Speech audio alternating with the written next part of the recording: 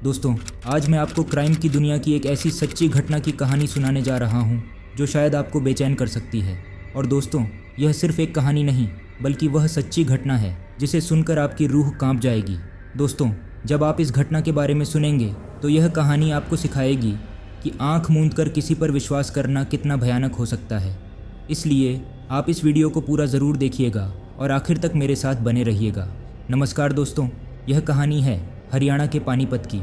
पानीपत में 5 सितंबर 2017 को GT road के पास बने एक मंदिर में शाम के वक्त एक लड़की की जली हुई लाश मिलती है। दोस्तों, अजीब बात यह थी कि इस लड़की की लाश पूरी तरह से जली हुई नहीं थी, बस उसका चेहरा बुरी तरह से जला हुआ था और उसके आसपास कुछ सामान बिखरा पड़ा था। अब इस लाश को देखकर आसपास के लोग तुरंत पुलिस को सूचना देते हैं। सूचना मिलते ही कुछ ही देर में पुलिस घटनास्थल पर पहुंच जाती है जहां यह लाश पड़ी थी। जैसे ही पुलिस वाले उस जले हुए चेहरे को देखते हैं तो पहली ही नज़र में उन्हें शक होता है कि इस लाश का चेहरा जलाकर इसकी पहचान छिपाने की कोशिश की गई है। अब पुलिस लाश और आसपास की जगह की तलाशी लेती है। तलाशी के दौरान पुलिस को उस लड़की के पास पड़ा एक मोबाइल फ़ोन, एक आधार कार्ड और एक कॉलेज का आईडी कार्ड मिलता है। पुलिस जब उस आईडी कार्ड को देखती है तो वह आईडी कार्ड वहीं के आर्य कॉलेज का होता है जिस पर नाम लिखा होता है ज्योति, 3rd ईयर। आधार कार्ड पर भी यही नाम ज्योति लिखा हुआ होता है। पुलिस को आईडी कार्ड और आधार कार्ड देखकर समझने में देर नहीं लगती कि इस लड़की का नाम ज्योति है जो आर्य कॉलेज की एक छात्रा है। इसके बाद पुलिस मोबाइल फ़ोन से नंबर निकालकर ज्योति के घर वालों को फ़ोन करती है और उन्हें थाने बुलाकर सारी चीज़ें दिखाती है। पुलिस घर वालों को ज्योति की जली हुई लाश भी दिखाती है जिसका चेहरा बुरी तरह से जला हुआ था। जैसे ही घर वाले ये सभी चीज़ें और लाश देखते हैं तो वे स्तब्ध रह जाते हैं। उन्हें यकीन हो जाता है कि यह उनकी बेटी ज्योति का सामान है और यह लाश भी उनकी बेटी ज्योति की ही है, भले ही चेहरा पहचान में न आ रहा हो।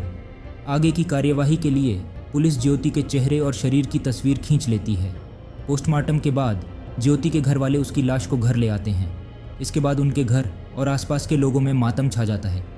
उनकी बच्ची जो कॉलेज गई थी लेकिन वापस उसकी लाश ही घर आई। ज्योति की मौत से गमगीन परिवार के बीच उसका अंतिम संस्कार कर दिया जाता है। लेकिन दोस्तों, ज्योति का अंतिम संस्कार होने के बाद एक और खबर सामने आती है। खबर यह थी कि आर्य कॉलेज जहां ज्योति पढ़ाई करती थी उसी कॉलेज की सिमरन नाम की एक छात्रा गायब है।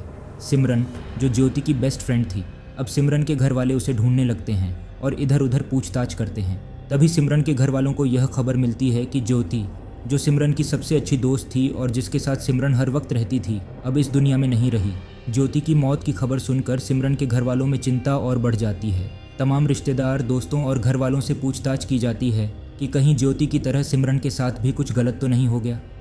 अब यह खबर पूरे शहर में फैल जाती है कि एक ही कॉलेज की 2 छात्राएं जो आपस में बहुत अच्छी दोस्त थीं गायब हो गई हैं, जिनमें से ज्योति की मौत हो चुकी थी लेकिन सिमरन का अभी तक कोई भी पता नहीं चल पाया था। पुलिस भी असमंजस में थी कि आखिर सिमरन के साथ क्या हुआ होगा, वह कहाँ गई होगी और कहीं उसे भी किसी ने मार तो नहीं दिया। इस असमंजस के साथ पुलिस सिमरन को ढूंढने में लग जाती है लेकिन सिमरन के गायब हुए लगभग 2 दिन बीत जाते हैं। अब सिमरन के घर वाले भी पूरी तरह से टूट चुके थे। उन्हें यह चिंता सताई जा रही थी कि कहीं उनकी बच्ची के साथ भी कुछ बड़ा अनहोनी ना हो जाए। सिमरन के पिता की चिंता और बढ़ जाती है। इसी डर के चलते पुलिस और घर वाले दोनों सिमरन को ढूंढने में जुट जाते हैं, इस उम्मीद के साथ कि शायद सिमरन सुरक्षित हो और उसके साथ कुछ गलत ना हुआ हो। दोस्तों, इसी बीच 10 सितंबर 2017 को यानी ज्योति की मौत के 2 दिन बाद सिमरन के पिता एक बार फिर पुलिस स्टेशन पहुंचते हैं। हालांकि इन 2 दिनों में सिमरन के पिता चिंता में बार बार पुलिस स्टेशन के चक्कर लगा रहे थे, लेकिन उस दिन जब वे पुलिस स्टेशन पहुंचे तो इत्तेफाक से वहां ज्योति के केस पर चर्चा चल रही थी। पुलिस सिमरन के पिता से ज्योति के बारे में जानकारी लेने लगती है। तभी एक पुलिसकर्मी सिमरन के पिता को ज्योति की जली हुई लाश की तस्वीर दिखाता है। जैसे ही सिमरन के पिता उस जले हुए चेहरे और लाश की तस्वीर देखते हैं, उनके होश उड़ जाते हैं। वे अचानक बहुत बड़ा धक्का महसूस करते हैं। पुलिस वाले उनसे पूछते हैं, आप अचानक चौंक कैसे गए? इस पर सिमरन के पिता बताते हैं, यह लाश ज्योति की नहीं हो सकती, बल्कि यह डेड बॉडी मेरी बेटी सिमरन की लगती है। चेहरा भले ही जला हुआ है लेकिन इसके कान और बॉडी को देखकर मैं अपनी बेटी को पहचान सकता हूँ। हालांकि वे हाथ जोड़कर कहते हैं, भगवान करें यह डेड बॉडी सिमरन की ना हो। ये सुनते ही पुलिस वालों का सिर चकरा जाता है। उन्हें लगने लगता है कि इस मामले में कुछ बहुत बड़ी गड़बड़ है। मामला और उलझ जाता है और पुलिस को समझ नहीं आता कि आगे क्या करें। एक तरफ ज्योति की लाश मिल चुकी थी जिसका अंतिम संस्कार उसके घर वालों ने कर दिया था, और दूसरी तरफ सिमरन के पिता का कहना था कि यह डेड बॉडी ज्योति की नहीं बल्कि सिमरन की हो सकती है। इस मामले की जटिलता को देखते हुए पुलिस ने इसे गहराई से जांचने का निर्णय लिया। दोस्तों, पुलिस को जो कहानी आगे पता चली उसने न सिर्फ पुलिस वालों बल्कि आसपास के लोगों के भी रोंगटे खड़े कर दिए। यह जानकर सब चौंक गए कि क्या ऐसा कुछ भी हो सकता है। दरअसल पुलिस जब इस केस की बारीकी से जांच कर रही थी तो उन्हें एक सूचना मिली कि इस शहर का एक लड़का गायब है जिसका नाम कृष्णा था, और कृष्णा भी 5 सितंबर से गायब था। यानी कि कृष्णा, ज्योति और सिमरन तीनों 5 सितंबर से गायब थे, जबकि ज्योति की लाश मिल चुकी थी, लेकिन कृष्णा और सिमरन अब भी गायब थे। यह मामला पुलिस को थोड़ा अटपटा लगा तो उन्होंने कृष्णा के दोस्तों से पूछताछ करना शुरू किया। पूछताछ के दौरान पुलिस को एक शख्स मिला जिसका नाम था मंजीत। मंजीत इस शहर के एचडी कॉलेज में कृष्णा का बेस्ट फ्रेंड था और वह भी कॉलेज का ही स्टूडेंट था। पुलिस ने मंजीत से पूछताछ की तो मंजीत ने पुलिस को एक चौंकाने वाली जानकारी दी। मंजीत ने बताया कि उसके बेस्ट फ्रेंड कृष्णा ने उसे 5 सितंबर को फ़ोन करके जीटी रोड स्थित गौशाला मंदिर में बुलाया था, क्योंकि वहाँ पर किसी प्ले का रिहर्सल होना था। पुलिस को यह सुनकर ध्यान आया कि ज्योति की लाश भी उसी मंदिर के कंपाउंड में मिली थी, इसलिए पुलिस ने आगे मंजीत से पूछताछ की, तुम वहाँ क्यों नहीं गए? तो मंजीत ने बताया कि वह लेट हो गया था। जब वह वहाँ पहुँचा तो गेट पर ताला लगा हुआ था। जब उसने कृष्णा को फ़ोन किया तो उसका फ़ोन स्विच ऑफ था। ये कहानी पुलिस को बड़ी अजीब लगी। आखिर वह मंदिर में ऐसा क्या हुआ होगा कि कृष्णा को ज्योति की हत्या करनी पड़ी? दोस्तों, इस मामले की उलझन को देखते हुए पुलिस ने एक अलग तरीके से जांच शुरू की। पुलिस सिमरन, ज्योति और कृष्णा के दोस्तों, पड़ोसियों और उनके परिवार वालों से पूछताछ करती है। तभी पुलिस को एक बहुत बड़ी जानकारी मिलती है। यह जानकारी मिलते ही पुलिस तुरंत एक टीम बनाती है और उन्हें शिमला के लिए रवाना करती है। अब पुलिस की टीम उस होटल के कमरे तक पहुंच जाती है जिसका इनको पता बताया गया था। पुलिस उस होटल के कमरे के बाहर खड़ी हो जाती है और कमरे की घंटी बजाती है। जैसे ही कमरे का दरवाज़ा खुलता है, पुलिस वाले चौंक जाते हैं, क्योंकि उनके सामने वही ज्योति खड़ी थी जिसे वह अब तक मरा हुआ समझ रहे थे। और दोस्तों, ज्योति के पीछे वही कृष्णा खड़ा था जो 5 सितंबर से गायब था। पुलिस इन दोनों को देखकर हैरान रह जाती है और उन्हें पकड़कर गाड़ी में बैठाकर शिमला से पानीपत ले आती है। अब पुलिस वाले यह जानने के लिए उत्सुक थे कि आखिर क्या कहानी रही होगी जिसके चलते सिमरन को मारना पड़ा। थाने में जब इनसे पूछताछ की गई तो इन्होंने जो कहानी बताई उसे सुनकर कोई भी शेरन हो जाए। दरअसल कहानी कुछ यूँ थी कि ज्योति आर्य कॉलेज की तीसरे साल की स्टूडेंट थी और कृष्णा नाम का यह लड़का भी तीसरे साल का स्टूडेंट था, लेकिन वह पानीपत के दूसरे कॉलेज में पढ़ता था। एक बार किसी प्ले के लिए सेल के चलते दोनों की मुलाकात होती है और धीरे धीरे दोनों में दोस्ती हो जाती है जो बाद में प्यार में बदल जाती है। अब दोनों एक दूसरे के साथ जीवन बिताने की कसम खाने लगते हैं। और दोस्तों, इसी चक्कर में ज्योति ने अपने घर वालों से बात की, लेकिन बिरादरी अलग होने की वजह से घर वालों ने साफ मना कर दिया।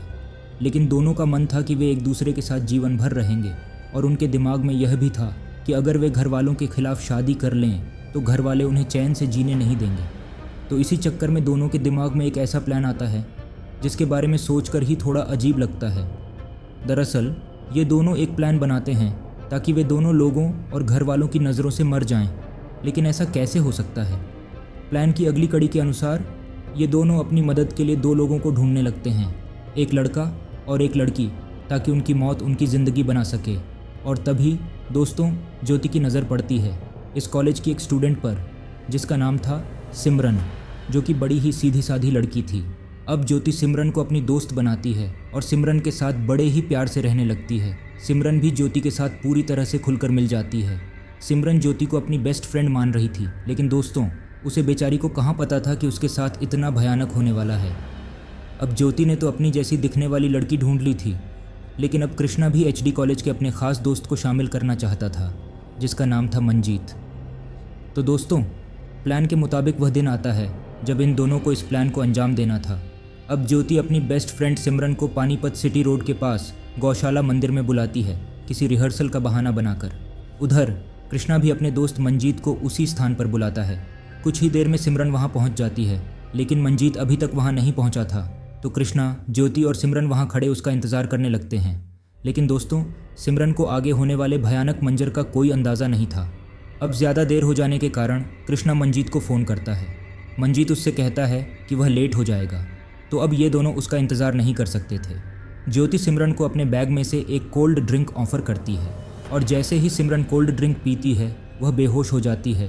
बेहोशी की हालत में ज्योति सिमरन का गला दबाती है जिसके बाद उसकी वहीं पर मौत हो जाती है। तो दोस्तों, ज्योति अब तुरंत ही सिमरन के कपड़े पहनती है ताकि प्लान को पूरा किया जा सके। अपना आईडी कार्ड, आधार कार्ड और मोबाइल उसके पास रख देती है। और दोस्तों, सबसे अजीब बात यह है कि ज्योति अपनी बेस्ट फ्रेंड सिमरन के चेहरे पर तेजाब फेंक देती है ताकि लोगों को लगे कि यह डेड बॉडी सिमरन की नहीं बल्कि ज्योति की है। सिमरन को मारने के बाद वह वहाँ ज़्यादा देर नहीं रुक सकती थीं क्योंकि उन्हें डर था कि कहीं कोई आ ना जाए। तो दोनों अपना प्लान बदलकर मंजीत को छोड़कर वहाँ से भाग जाते हैं। कुछ देर बाद मंजीत वहाँ पहुँच जाता है और कृष्णा को फ़ोन करता है, लेकिन कृष्णा का फ़ोन ऑफ आता है तो वह वापस अपने घर चला जाता है। शायद किस्मत ने आज मंजीत की जान बचा ली थी, लेकिन कसूर सिमरन का था। अब दोस्तों, यह दोनों अपनी नई पहचान के साथ इधर उधर शहरों में घूमते रहे और इधर सिमरन को ज्योति समझकर उसका अंतिम संस्कार कर दिया जाता है। सिमरन के पिता उसकी सही सलामती की दुआ मांगते रहे, लेकिन उन्हें कहाँ पता था कि उनकी बेटी का तो अंतिम संस्कार कर दिया गया था। अब इसके बाद कृष्णा और ज्योति को जेल में डाल दिया जाता है। दोस्तों, 26 महीने बाद ही कृष्णा की टीबी होने की वजह से जेल में ही मौत हो जाती है। अब जेल में अकेली बची ज्योति, जिसने कृष्णा के साथ जीने के लिए एक बेगुनाह प्यारी सी बच्ची की जान ले ली, उसे कोर्ट के फैसले के अनुसार उम्र कैद की सज़ा सुनाई जाती है, यानी कि वह जब तक जिंदा रहेगी तब तक जेल में रहेगी। तो दोस्तों, ये थी आज की हमारी सच्ची घटना, जिसमें कोर्ट के साथ साथ शायद भगवान ने भी अपना फैसला सुना दिया था। तो दोस्तों, आप कमेंट बॉक्स में अपनी बात ज़रूर लिखिएगा। मिलता हूँ एक नई सच्ची घटना के साथ। तब तक के लिए आप अपना ख्याल रखिएगा। धन्यवाद।